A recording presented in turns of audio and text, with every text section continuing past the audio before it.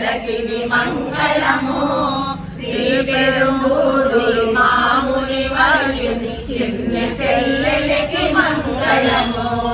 నూరు దునలు వరి మూడును వాడిన పరమ పావనికి మంగళము ముదమున రంగని మెడలో దండలను నిచిన యువతకు మంగళము సుప్రసిద్ధమగు